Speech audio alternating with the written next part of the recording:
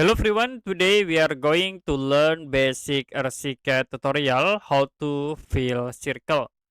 So as example, I will create circle objects by using the circle tools. Okay, I'll click in here.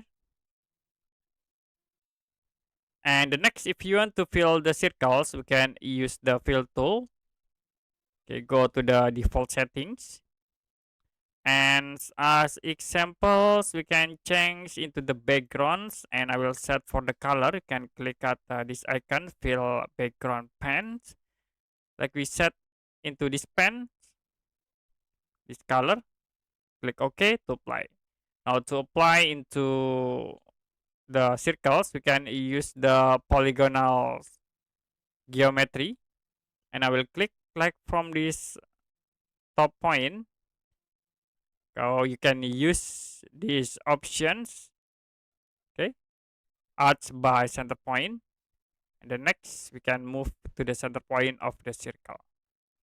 Click to apply, and then you can move into 360-degree. Click again, and then you can click to set the fills into the circle. Okay, that's it for a basic Archicad tutorial how to fill circle.